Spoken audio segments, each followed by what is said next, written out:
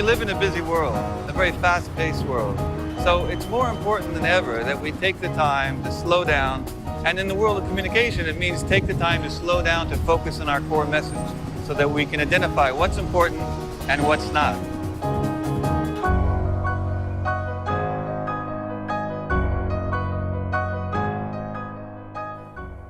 Presentation Zen is an approach, not really a method. You know, a method is something you pull off the shelf and can follow step by step.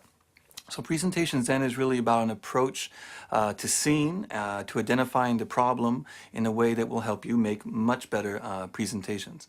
So, you know, every presentation basically has three chunks, right? You have the preparation and you have the design, and then in the end you have to deliver it. And that's pretty much standard with every presentation.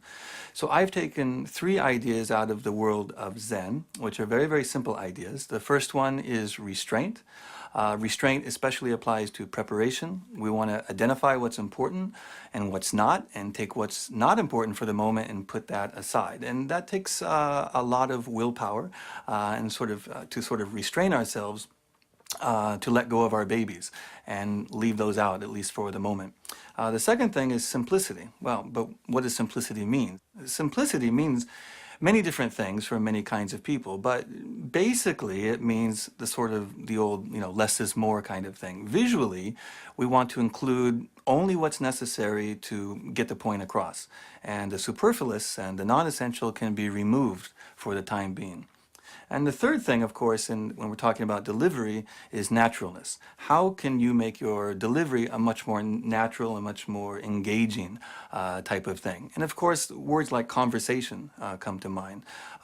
People like Steve Jobs, of course, who, even though he's speaking to, let's say, 5,000 people at a Macworld, he comes across in a very conversational manner. So that's sort of the goal with naturalness. Every week I get emails from people who have read Presentation Zen or who follow the blog.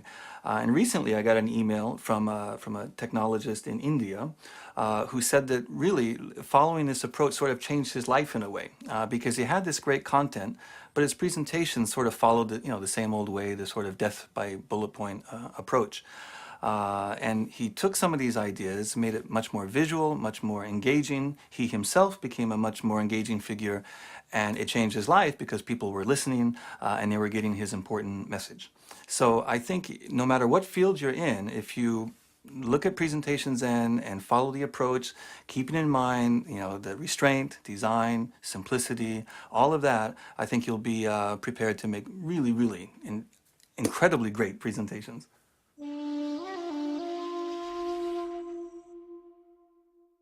Now, what is a slidegement? Well, that's a slide and document. You put it together and you get a slidegement. And this happens when people try to kill two birds with one stone. The only problem is no birds are killed, which is great if, you know, you're a bird, but for everyone else, we get a document that sort of looks like this, where there's not enough information to be a useful document, and there's too much information, certainly too much text, to be a visual. And this is what happens when we don't exercise restraint. The opposite of restraint to me is actually laziness, right? Or, you know, we just don't take the time to bother with this idea of paring down and focusing on what's important. So one piece of advice then is to remember in the preparation stage that you can have a proper handout and that you should make a proper handout. And if you do that, in the handout, that's where more of the details can go. And it can be spelled out, it can be written out in a very logical fashion. And if you do that up front, then you won't feel compelled to cram your slides with lots of information that you don't actually need, but you sometimes put it in there, well, just in case, right? Someone says, well, what about this piece of data? Well, if it's in the handout, then you won't feel compelled to do that.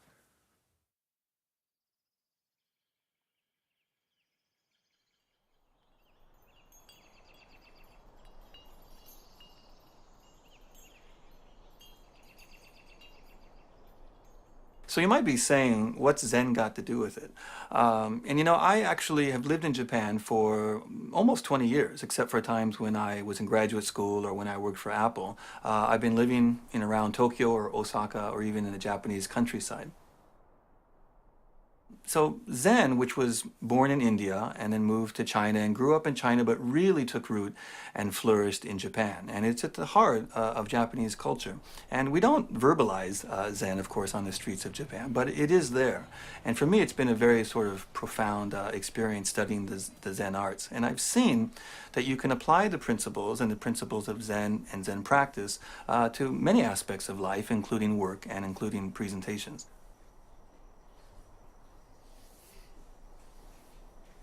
There are many concepts in Zen, but for me it's all about simplicity. And simplicity, which sort of has gotten a bad rap, certainly in the United States and in the Western world in general, simplicity is not about dumbing things down or leaving out what's important or sort of, trying to skirt an issue, for example. Simplicity is actually quite profound and very powerful, and it isn't even easy to do. But by the end of this video, and if you read the book, I think you'll have some concepts that will help you, leverage this idea of simplicity and bringing out what's important and leaving the non-important behind. So simplicity isn't necessarily simple to do, but for our audience, for our end users, it will be, extremely powerful to do.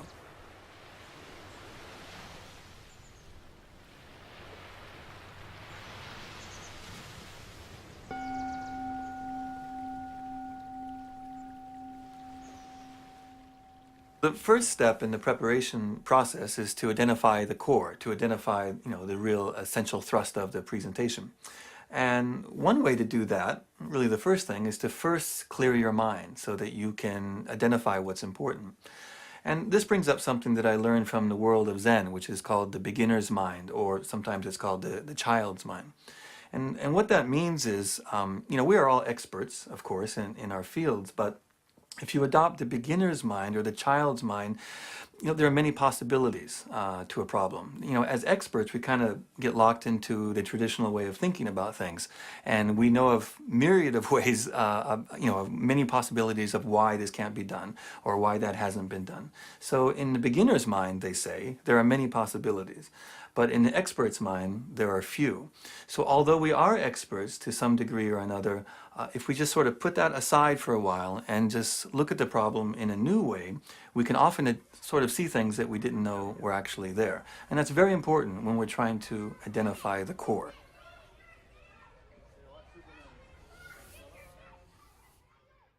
Okay, but how? How do we clear our mind? How do we adopt a beginner's mind so that we can identify what's important?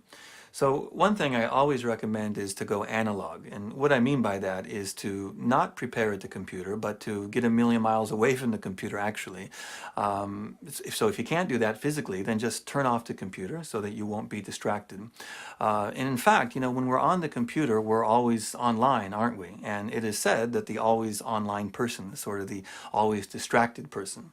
So if you get off the grid, that is, get offline, get away from the computer, you sort of have the freedom now to just focus on what's important.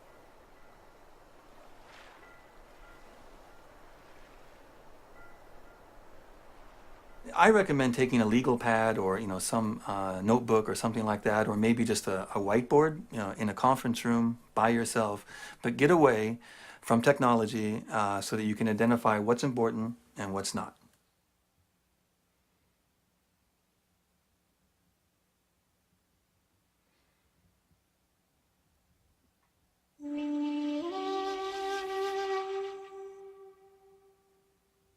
So while we're off the grid and we're thinking about our presentation, this reminds me of a phrase that we often say, that I often say in Japanese, which is dakara nani, which just means so what, right? But this is a question we don't often ask ourselves, and we need to ask ourselves in the preparation stage. Long before we even begin to design the presentation, we have to identify what our point is and also why it matters. So when we ask ourselves, what is the meaning and especially why it matters to our audience, that's when we can identify what's important and what's not. And it may be cool to us, but it might not really go back and support the core. And if it doesn't, that's when we just have to cut it out. And this is what we do in the preparation stage that a lot of presenters fail to do. They sometimes say, well, better safe than sorry, so I'll just include that stuff, even if it doesn't really go back to support the point. So remember, always use restraint and ask yourself, is this really important and what does this mean? from my audience's point of view, does it help the story?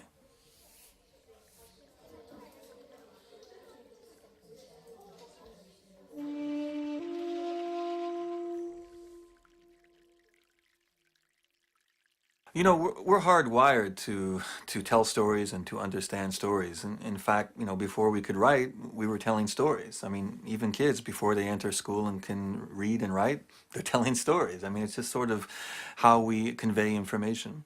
And the thing about story is that story has a natural structure to it. You know, it has a beginning, a middle, and an end. This happened, and then this happened, and then this goes back to the core message for, you know, more meaning. We can zoom into the particular, but pull out to the general. But it, again, it all goes back step by step, goes back to the core message. And actually, there's a great book that I read last year called Made to Stick by the Heath brothers. And they talk about stickiness and how great messages have this element of stickiness. And I think this really applies to this idea of story and storytelling. So let's take a look at the 6 key messages in the Heath Brothers book. Simplicity, unexpectedness, concreteness, credibility, and emotion and story. All sticky messages, and this applies to presentations as well, have this element of story. Again, this happened, and then this happened, and then this followed, which goes back to the core message. Here's an example. You know, you've heard a lot about climate change recently, and there's been a few people that have become quite well known for their presentations about climate change. And you know, this nothing really new. I mean, at least 20 years or so, people have been talking about this. But there have been a few people who have, you know, learned to present better. They've put together some good visuals, and they've gone out there and sort of been able to connect with people by using some of these elements of stickiness, right? I mean, of keeping the story simple, but not dumbing it down, keeping it very visual. Of course, the sources are credible, so they're believable. They don't fall into the trap of being too abstract, but keeping it real, you know, using data, but also wrapping it in the form of a story. So when it comes to the issue of climate change or global warming, we've really seen a sea change in attitude across the globe. And part of the reason for that is that there have been some credible presenters who have used many of the ideas that we talk about in Presentation Zen to craft stories and deliver those stories in a way that's very memorable.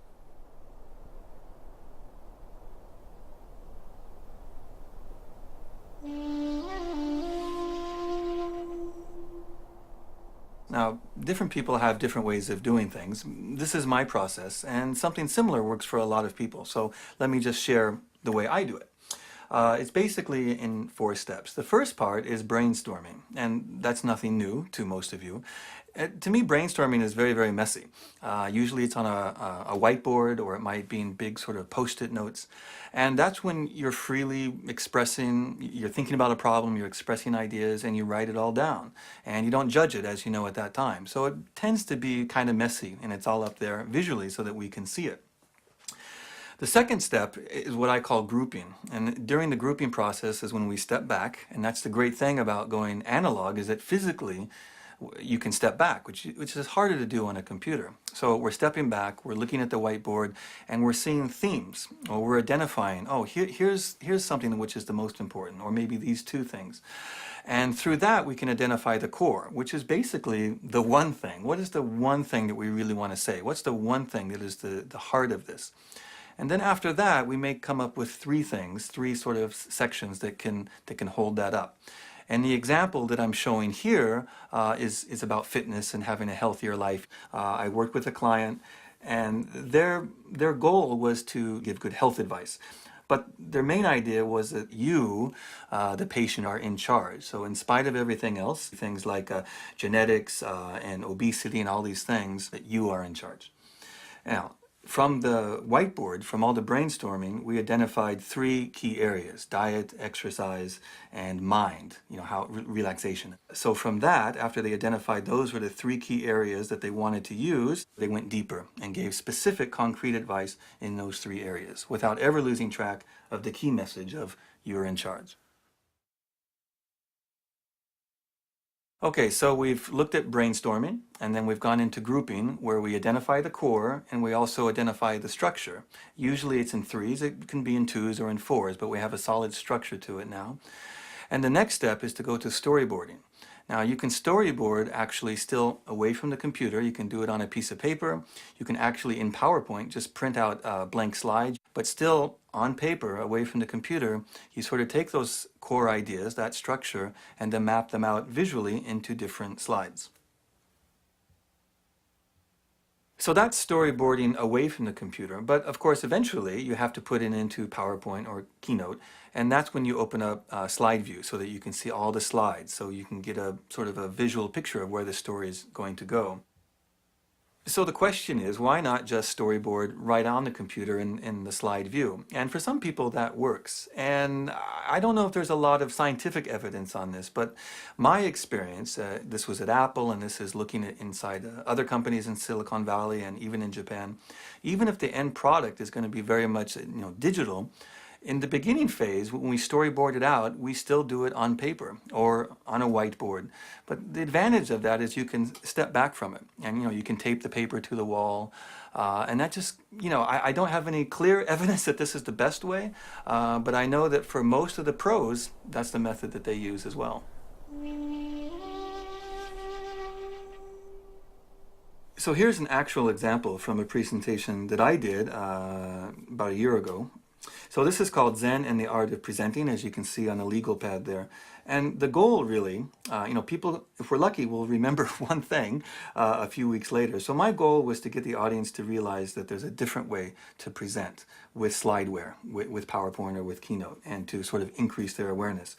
You can see that I've identified the three underlying themes, which are the same ones that are in the book and in this video, which is restraint, simplicity, and naturalness. And then the structure that really gives, that is sort of the meat around the presentation, is also related to the three hunks of the book and the video, which is preparation, design, and delivery. Okay, so now we're in slide sorter view, and you can see all the slides in our presentation. You can see the title slide, of course, very simple, the naked presenter. And then I take some time to explain what does it mean, what does naked presenter mean? It's a catchy title, but it comes from the idea of hadaka no tsukiai, which means in Japanese, basically, naked we're all the same. So it's sort of a metaphor for, efficient, honest, real communication. So I set that up, set the stage, but then it's very clear. The structure is extremely clear and visual. You can see it right here. There's preparation, visuals, and delivery. And you don't always have to be that explicit with the structure, but in this case, it worked very well to do it that way. I wrap it up by showing that same slide again, just so it's sort of the ending. Here we are, preparation, visuals, and delivery. That sort of wraps it up, and then go to Q&A. And what you'll notice is that Q&A, and it doesn't always have to follow this structure, but Q&A is not the last thing. So I don't end on Q&A, and that's why you'll notice that there are still a few more slides where, again, I sort of review what are the key points. The key point was, remember, you can present in a different way, and that's what I wanted you to remember. So when it comes to preparation, what does all this mean? And for me, the core takeaways are this. The first thing is you got to get off the grid and get a million miles away from the computer, as I said. And whatever works for you. It might be riding a bike to the bay or just going to a coffee shop with your legal pad or a notepad or whatever. There are many ways to do this.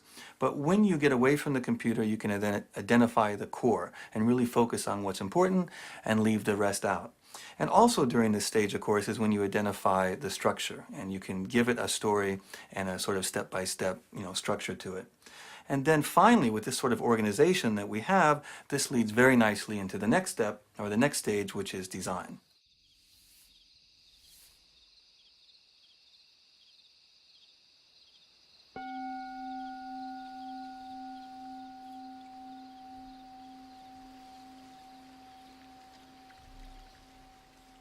And now I'd like to move on to the design stage. And in the design stage, the underlying theme is simplicity. Now, simplicity is important, of course, through all stages, but especially when we're talking about design and talking about visuals. And there are many concepts that you can keep in mind when we're talking about visuals and designing our visuals. I will talk specifically about 7 very useful principles. But before that, I thought it would be interesting to do something a little bit different and talk to you about 3 principles that I got from the world of Zen and the Zen arts that is a little bit different, but you actually can apply these to the world of presentation design as well.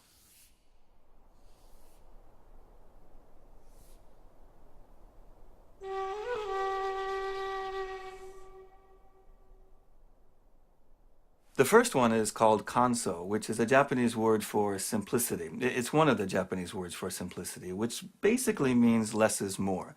So think subtraction, not just addition, or look at a design and ask yourself, what could I eliminate here rather than add to it to make it more powerful?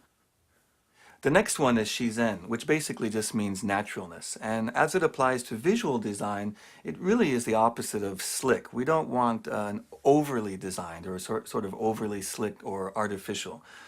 You want designs that are, good looking and very effective, but not sort of forced creativity.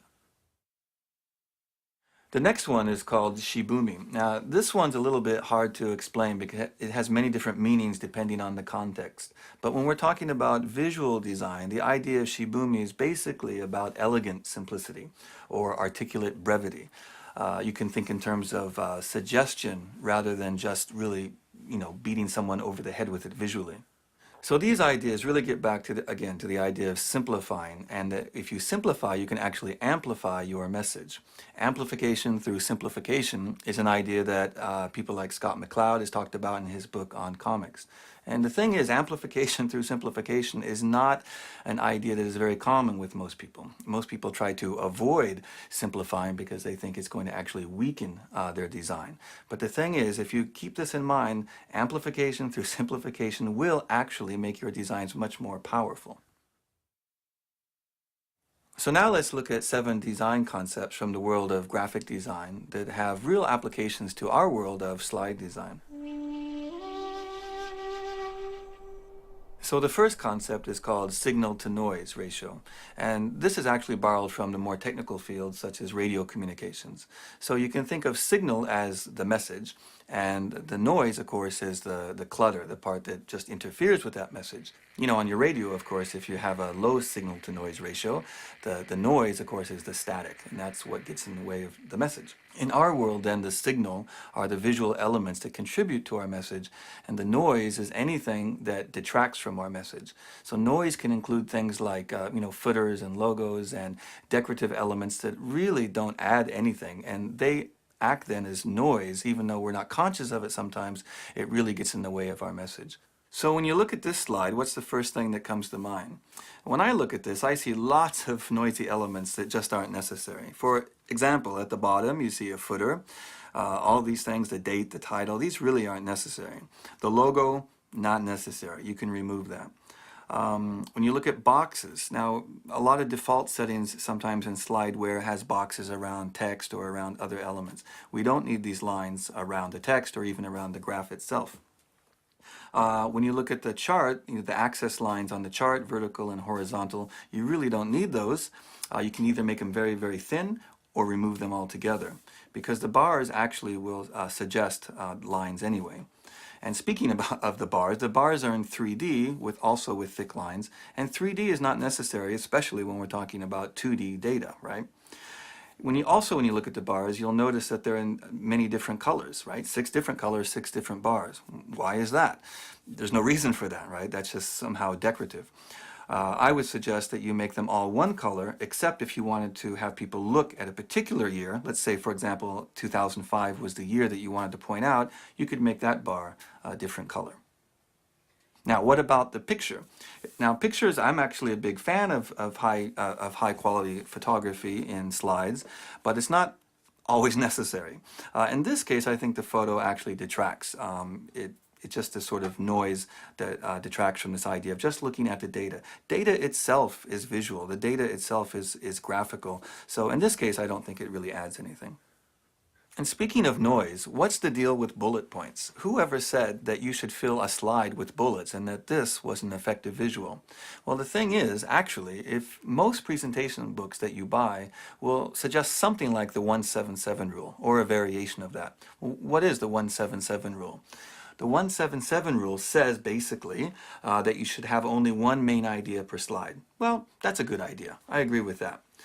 Insert only 7 lines of text maximum. Use only 7 words per line maximum. The question is, though, does this work? Is this method really good advice? Is this really an appropriate, effective visual? This slide has just 7 bullet points. Now, This slide is actually an example of a slide that would follow conventional wisdom about what is a good, simple slide. But this is not visual at all. This is a great example, actually, of noise, because we cannot read and listen at the same time. In this case, this kind of text on a slide just becomes clutter in my eyes, and it doesn't contribute to the person standing there, it doesn't contribute to the narrative.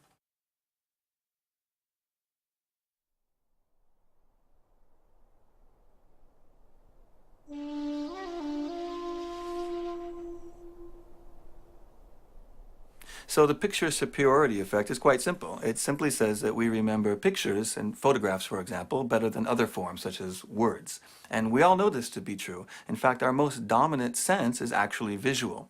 So let's look at some examples here. All right, so look at this slide. Now, when the speaker presented against this slide, his main point was that blogs are like sharks because you have to keep your blog updated or it will die. People will lose interest. Just like a shark, if a shark doesn't keep moving, the shark will die, right? The thing is, this slide is not very visual. It's not visual at all, and the words are there in bullet points repeating what he's already said.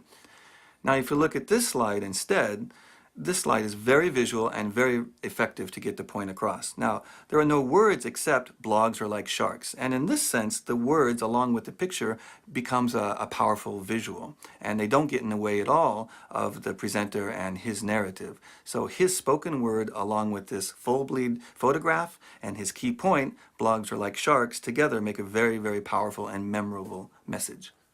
But also keep this in mind, picture superiority doesn't just mean pictures or photography. It also means things like quantitative displays, bar charts or a line chart. That is also a strong visual element. So when we say picture, we really mean anything which isn't just text or noise on a slide.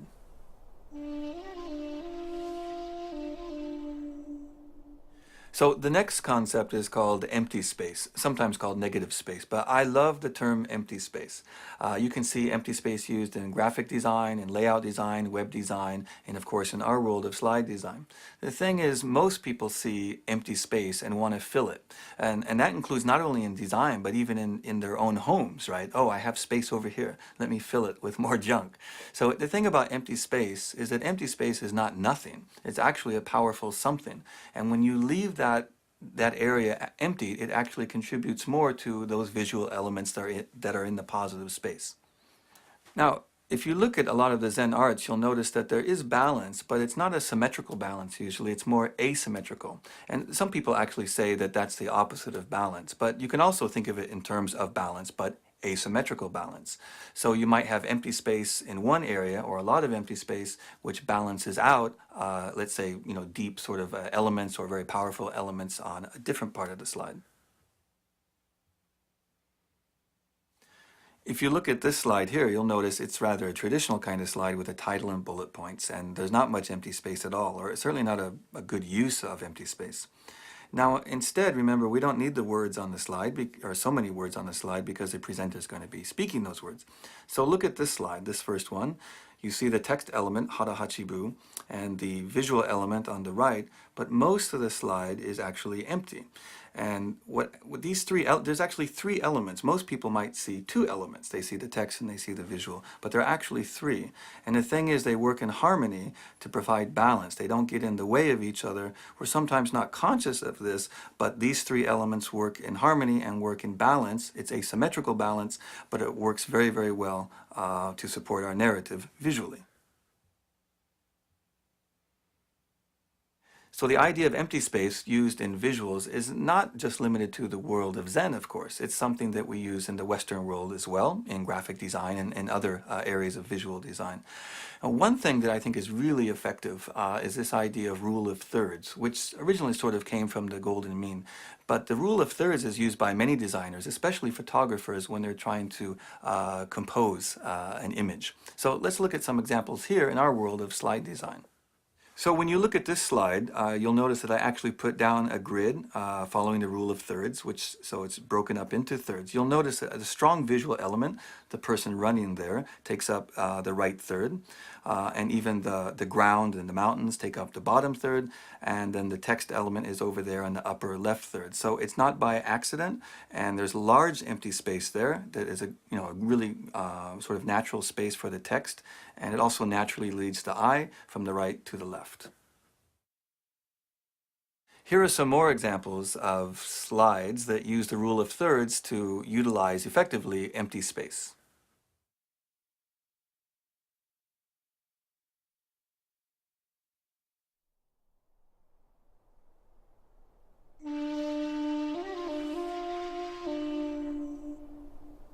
So I said there were 7 design concepts, and we've looked at the first 3, and now let's look at the last 4. And these 4 I've actually grouped together in what I call the big 4, and they are contrast, repetition, alignment, and proximity.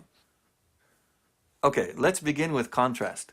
Now, I think contrast is actually the most important of the 4, and you can achieve contrast in many different ways. For example, black and white, color, size, and shape. But contrast is really about difference and showing difference, and we don't want to just show a little difference. We often want to show a big difference. Okay, let's look at these first set of slides. And the first one here, the blue one, the blue background, you'll notice that the text really doesn't stand out. The text is white, but the background is kind of white, so there's just weak contrast, right? If you look at the next one, you'll see that the text is white and also larger, and the background is very different than white. It's almost black. It's a very, very dark gradient. So that's one. Color was used to achieve contrast, but also size. You'll notice that we wanted to draw attention using contrast, let's say to the word big. So it's much bigger, and also it's bled off the page a little bit, which is sort of interesting, and it's another way to draw attention via contrast. Okay, this example is a little bit different, because if you look at this first slide, you actually can understand the graphic and you can see it, but it takes more work to see it because the background template has a lot of elements that aren't necessary. Again, these are noisy, right? But we could also say this has weak contrast because the background has too much salience. And as you can see, it's hard to see the word rate, for example, in the title, and there's just a lot of noise. It makes it harder to see the text. In the different treatment of the same data, it's just very, very easy. And even though this background does have some patterns on them, they're very, very subtle. So the contrast between the foreground and the background is really good. And of course, the text is white, the background is almost black, and it's very, very easy to see. Also, we've used color as a contrast technique because we want people to notice South Korea. That's where we want you to look, and that's where your eye is going to go because it's red and the other bars are gray. So the whole idea behind contrast is that it's a great concept and a great technique that you can use to achieve very powerful and very clear images. It doesn't matter how many you use. You don't have to use many different techniques like big and small, different shapes and so on. But if you use 1 or 2, it can be very powerful and effective.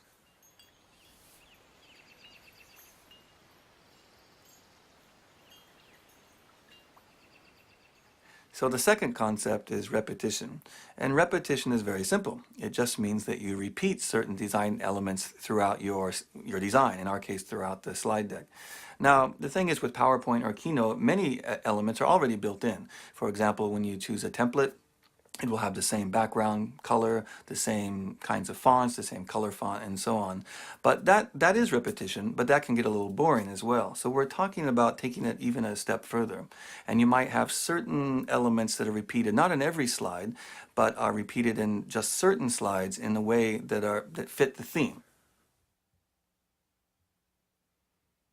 For example, in this video, you may have noticed as the concepts have been introduced, there has been one design element that has been repeated. And the reason that we do that is to bring the sections together in a sort of a unified whole.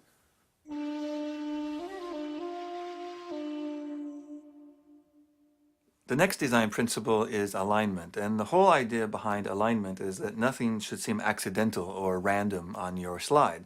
Elements are connected in some way, and that's through alignment. It's best to explain this principle by actually looking at an example. So take a look at these slides here.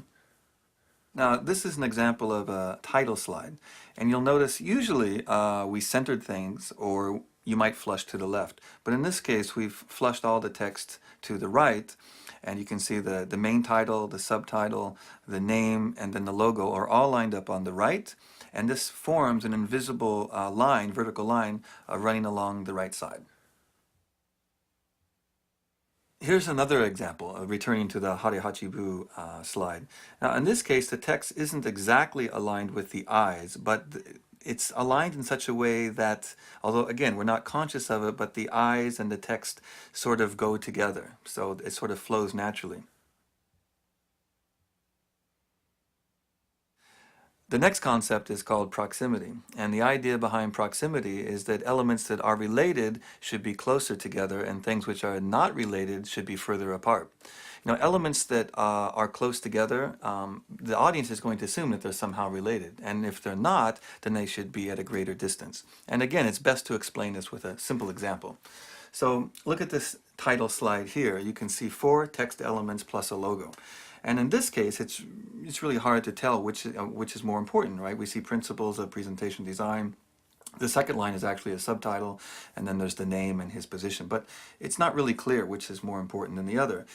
In this example, the second example, it's very, very clear. So the first 2 lines of text are close together because they're more related. It's the title, the main part of the title, and then the subtitle. And then down below is the name. So the name and the gentleman's position, those are together. And the logo, again, is separated because that's the third element. So now we see there's actually 3 elements, not 5 elements. So when I look at this slide, the main problem is I just can't read the text. So how could we improve this? And in this slide, this is the title slide, and here there are 2 things. The first thing is proximity. Before the text was far apart. In this case, it's really come together as 2 text elements. It's the title with the subtitle in close proximity, and then the name, which is very separate, so it's further away. And then the idea of contrast. So now the background behind the text is almost black, which contrasts very well with the white, and then the photograph below eases in, and it's another element which draws us in. So remember, these design concepts are not hard and fast rules. They're simply guides, and not every concept will apply to every slide or every visual. If you want more examples, you can look at my book where I do highlight all of the concepts and others as well. But you know, you can find these examples of these concepts used in graphic design in the world around you. In fact, that's where I get a lot of my inspiration, where I've learned a lot over the years how to apply the concepts is, for example, driving down the road and looking at billboards, or on the train when I'm on the subway. Every morning I'm looking at graphic design and advertisements, and you really can learn a lot, and you can see how professional designers actually do use many of these concepts in all of their designs as well.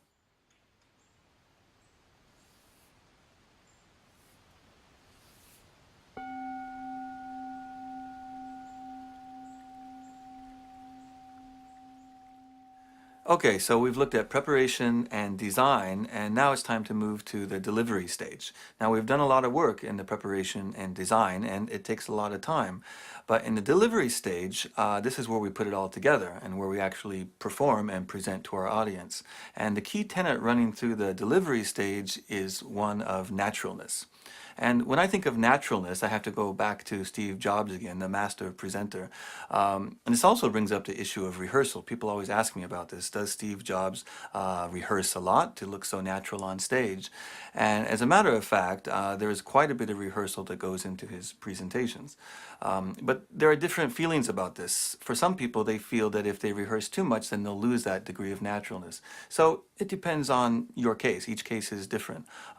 In my case, I do rehearse, and the more that I rehearse, then I'm able to be very natural in front of an audience. Because like any master, such as the master swordsman or the master artist in any field, the master has already got the technique down. So they don't have to think about the next step. They don't have to worry about technique. In fact, they don't even worry about winning or losing. At that moment, you begin to think about winning or losing, or how am I doing? That's the moment that you begin to fail, actually. So presentation is an art form in a sense, and it's the art of telling a story. And if you're going to tell a story, you have to make a connection. And if you're worried about technique, you can't make a connection. You have to be right here, right now, in this moment, and that's something the master presenter does really well.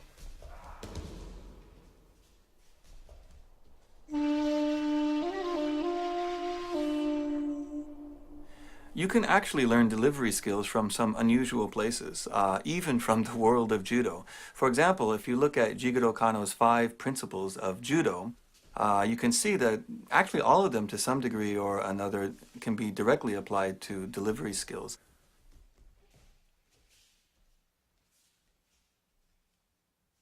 So all five of these can apply to our world of delivering a presentation, but it's two of them in particular that I think have direct relevance. The first one, which is carefully observe yourself and your situation. And although we say it's important to be in the moment, remember the art of presenting or the art of telling a story is also connecting with the audience. And you can't do that if you're not aware of your audience and aware of your surroundings. And of course, the fourth one, which is know when to stop. And this one is almost funny because this is a real problem with most presentations, is that the presenter goes over time or doesn't know when to stop. So given 20 minutes, they take 30, given 40 minutes, they take an hour, and so on. So this is really key. Always know when to stop your presentation. So what about the issue of presenting under fire? You know, you're in a situation where there's a lot of pushback from the audience, or maybe, you know, they're sort of pushing you and disagreeing with you in a kind of aggressive fashion. So how should you deal with that? Well, once again, we can sort of take something from the world of judo. Jigoro Kano had this to say about dealing with an opponent. Victory, he says, over the opponent is achieved by giving way to the strength of the opponent, adapting to it, and taking advantage of it, turning it in the end to your own advantage. Well, you might be saying, what does this have to do with actual presentations, though, when I'm dealing with, you know, presenting under fire or dealing with someone who's quite aggressive? And for me, what this means is that we should always keep to the high ground and never ourselves become emotional, and remain always gracious and courteous and polite, and simply deal with the question at hand. And when we do that, when we keep to the higher ground, we're able to simply deal with the situation and then move on to the next question.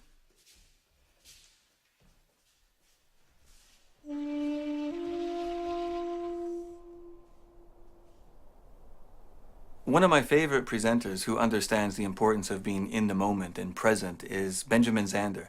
Benjamin Zander is actually the conductor of the Boston Philharmonic Orchestra, but he's also an amazing presenter. And the main takeaway I've gotten from Benjamin Zander is this idea of contribution. You know, a lot of presenters sort of doubt themselves when they're presenting, and they worry, how am I doing? Is the audience liking me? Am I doing a good enough job? But Benjamin Zander says it's all about contribution. And again, at that moment that you begin to doubt yourself or to ask yourself, is this good enough? You know, we need to avoid that kind of thinking. It's simply about being right here, right now, making a contribution with this audience. It's just a presentation after all. And speaking of music, I've learned a lot from the art of jazz. I've been a jazz musician since I was a kid and still perform to this day. And it's funny, I've learned through music that where there is no connection, there can be no contribution. And in the world of jazz, of course the audience is important, but what I'm really talking about is me as a musician working with other jazz musicians on stage. And we have to listen. So I'm aware of myself and I'm aware of what I'm doing, but I'm also at the same time aware and listening to and connecting with the other musicians.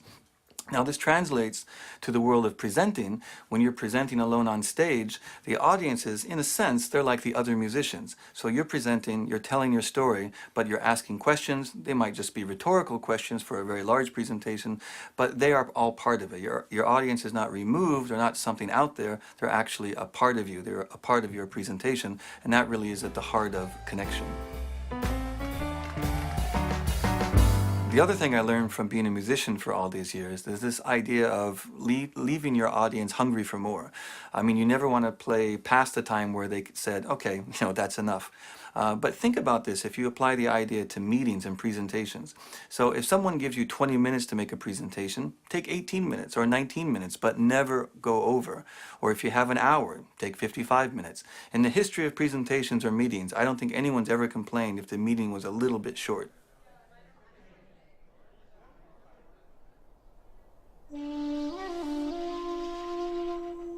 If we're going to make a connection, then we have to remove some barriers. And there are many things that can act as barriers to our ability to connect with an audience.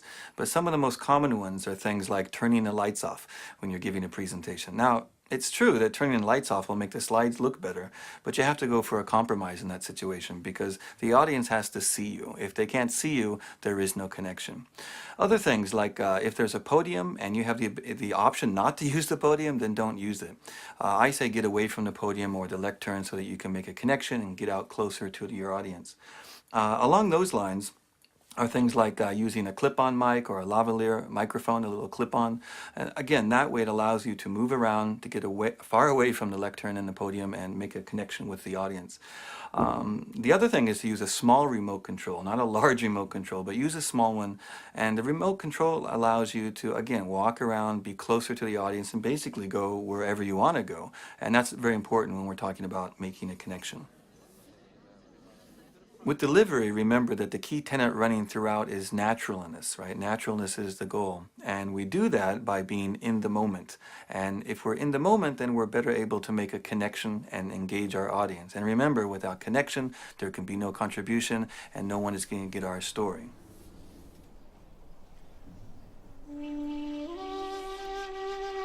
So, what's the conclusion? The conclusion is there is no conclusion.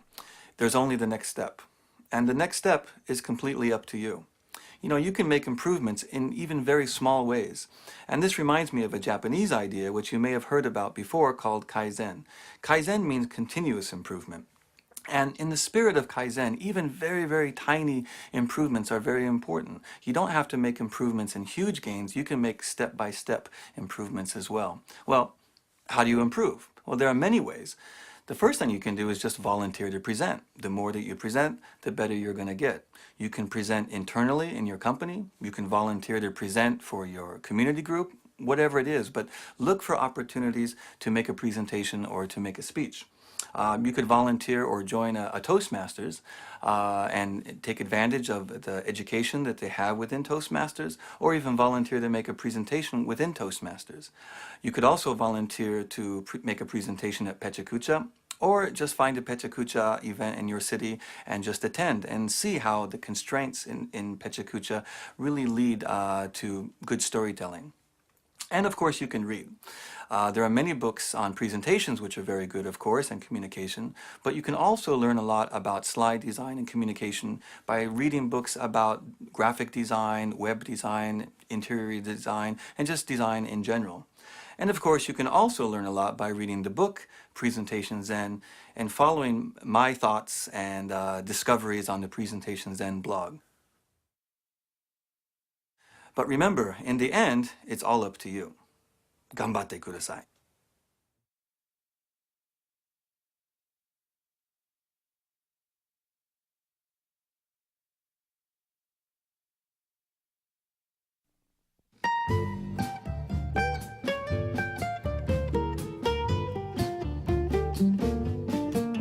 All over. There are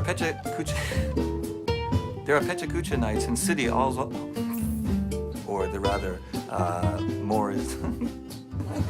I can never get that, so I should just not say it. I'm just going to say it as if this was the last take ever. Do it one more time. So again, when you're away from the computer, you ask yourself these two important questions. Sorry, that was a long way to say it. It's all right? All right? All right. It's all right. All right. And action. So that's a little bit about how I do it. Now you're gonna think, you know, story. Very true, those words. Only the next step. Okay. And we can get a connection with our audience if we remember to be in the moment. And I am really hot under these lights. No, it's only hot here. Yeah. And this is where my brain is. Okay. One more time. Where you at? So. Okay, ready? So, Smithers. Excellent. Okay. Release the house. Some stooge in Sector T. Okay. Do you feel fabulous? No, don't get me laughing now. Is it? Flower. Big flower. Listen. Where is that? So you. What's that got to do with it? Very good it is. As you can see. All in here. Ne. Hi. Don't include that.